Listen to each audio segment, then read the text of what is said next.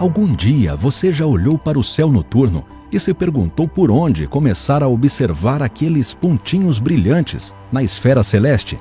Ou ainda, qual é o melhor lugar para se fazer uma observação?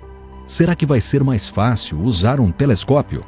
Afinal, como iniciar uma observação do céu?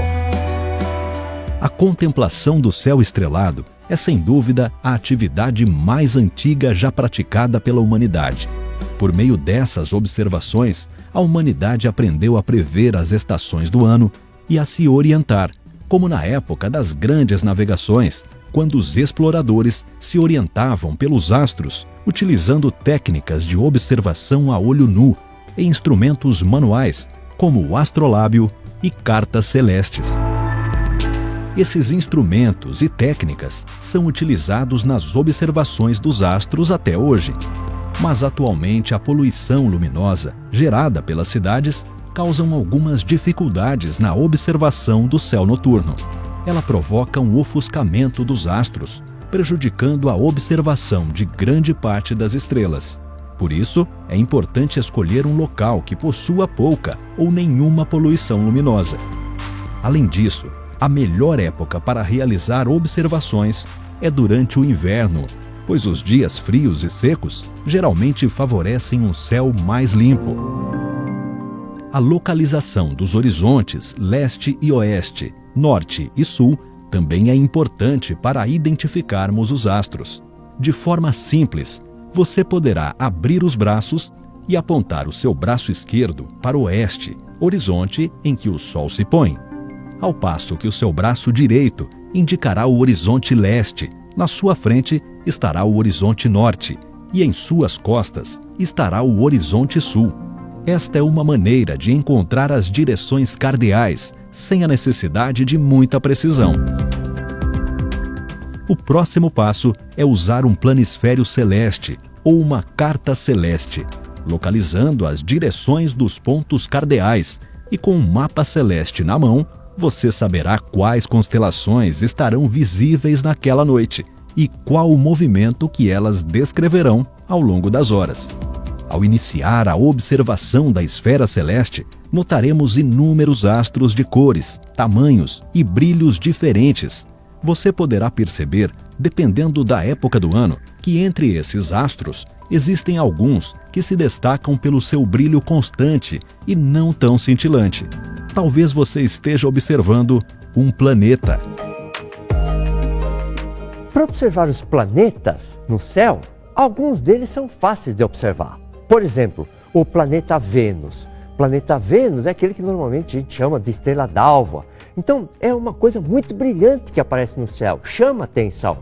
E mais ainda, como Vênus está sempre pertinho do Sol, então é só procurar, logo depois que o Sol se põe, algum objeto bem brilhante lá naquela região. É Vênus. Ou então, um pouquinho antes de o Sol nascer, também dá para ver. Daí o nome estrela d'alva, é claro? Agora, Júpiter também acaba sendo fácil de ver, porque Júpiter é um planeta bem brilhante. Só que, bom, esse a gente não vai poder dizer que ele está pertinho do Sol. Mas sempre, qualquer um dos planetas vai estar mais ou menos na linha que vai de leste para oeste. Então, o que a gente consegue verificar é que Júpiter também é bem brilhante. Então, acaba sendo fácil de reconhecer. Já os outros visíveis a olho nu, Saturno e Marte, já são bem mais fraquinhos, é mais difícil de observar. Mas aí então precisa de alguma informação adicional. Por exemplo, a Marte é aquela, entre aspas, estrelinha vermelhinha perto da Lua. Aí dá para achar. Mas a mesma coisa com Saturno.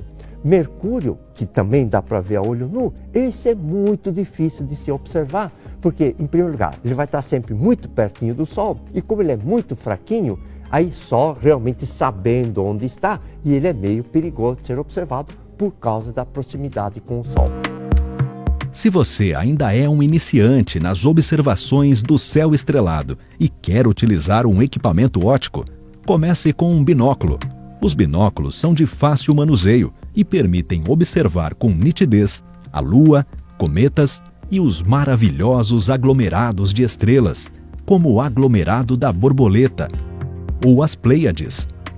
Binóculos fornecem baixas ampliações, mas permitem grandes campos de visão e maior luminosidade dos astros. Por outro lado, se você acha que está familiarizado com as observações dos astros e já sabe identificar as principais constelações e planetas, é hora de escolher um bom telescópio.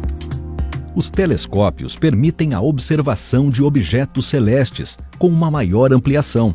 Você verá com mais facilidade as crateras e montanhas da Lua, os anéis de Saturno, as luas de Júpiter e até a nebulosa de Órion.